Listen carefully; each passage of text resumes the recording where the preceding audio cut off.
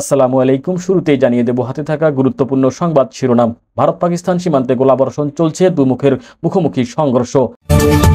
ভারত ও পাকিস্তান সীমান্তে বিভিন্ন জায়গায় গোলাবর্ষণ চলছে। ভারতীয় সংবাদ মাধ্যম হিন্দুস্তান টাইমস জানিয়েছেন, শুক্রবার 9 মে সন্ধ্যায় জম্মু ও কাশ্মীরের উরি এবং পুঞ্চে পাকিস্তানি সেনারা গোলাবর্ষণ শুরু করে। এতে করে ভারী কামান ও গোলা ব্যবহার করা হচ্ছে বলে দাবি করেছেন ভারতীয় কর্মকর্তা। যুদ্ধবিরতি চুক্তি করতে ইসরায়েলকে ব্যাপক চাপ যুক্তরাষ্ট্রের। ফিলিস্তিনের সশস্ত্র গোষ্ঠী হামাসের সঙ্গে যুদ্ধবিরতি ও জিম্মি চুক্তি করতে দখলদার ইসরায়েলকে ব্যাপক চাপ দিচ্ছে যুক্তরাষ্ট্রের প্রেসিডেন্ট ডোনাল্ড ট্রাম্প প্রশাসন।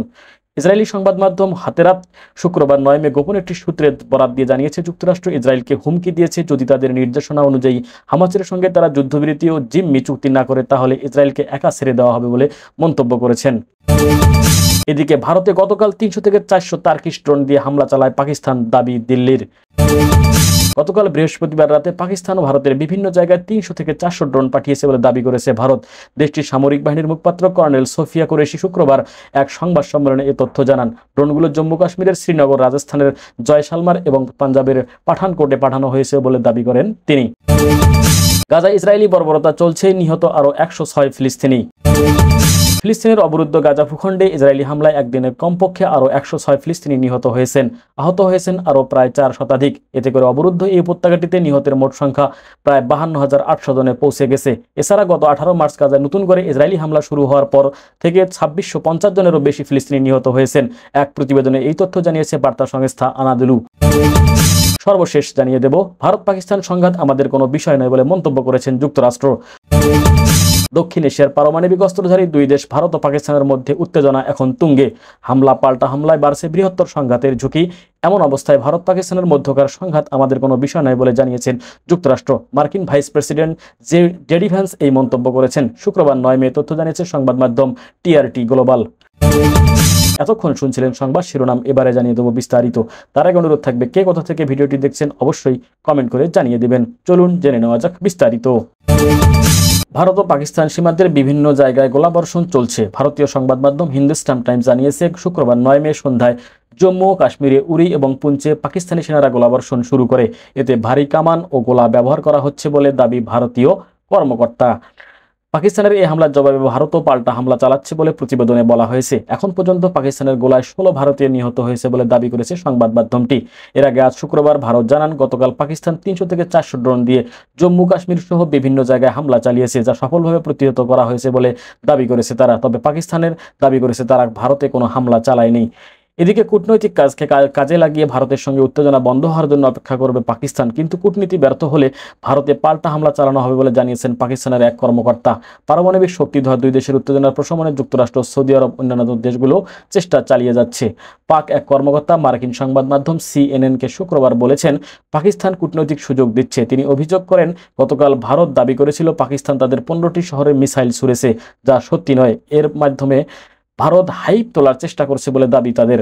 গতকাল পাকিস্তান ডিজিআইএফের মহাপরিচালক লেফটেন্যান্ট জেনারেল আহমেদ শরীফ চৌধুরী ভারতে পাকিস্তানের মিসাইল হামলার দাবিকে হাস্যকর হিসেবে অভিহিত করেন। তিনি বলেন, এটি এমন এক অসাধারণ এবং বানানো গল্প যে এ নিয়ে আপনারা শুধু হাসতে পারবেন। পাকিস্তান এখন পর্যন্ত ভারতে কোনো মিসাইল বা ড্রোন পাঠায়নি বলে জানিয়েছেন ওই সরকারি কর্মকর্তা। ভারতে এর এক সামরিক কর্মকর্তা সিএনএনকে বলেছিলেন, তাদের নিয়ন্ত্রিত জম্মু কাশ্মীরের জম্মুতে বিস্ফোরণের শব্দ শোনা গেছে। এছাড়াও পাঞ্জাব রাজ্যের পাঠানকোটে পুলিশ জানিয়েছে তারা বিস্ফোরণের ব্যাপারে জানতে পেরেছে। ওই সময় সেখানকার আকাশ প্রতিরক্ষা ব্যবস্থা কাজ করছিল। পাকিস্তানের সরকারি সূত্রটি জানিয়েছে, পাকিস্তান যে ভারতের কোনো হামলা চালায়নি সেটা নিশ্চিত করতে যুক্তরাষ্ট্রকে তাদের স্যাটেলাইটের ছবি বিশ্লেষণ করার আহ্বান জানিয়েছে ইসলামাবাদ। ফিলিস্তিনের অবরুদ্ধ গাজা ভূখণ্ডে ইসরায়েলি হামলায় একদিনে কমপক্ষে আরও 106 ফিলিস্তিনি নিহত হয়েছেন। আহত হয়েছেন আরও প্রায় 4 শতাধিক। এতে করে অবরুদ্ধ এই উপত্যকাটির নিহতের মোট সংখ্যা প্রায় 52,800 জনে পৌঁছে গেছে।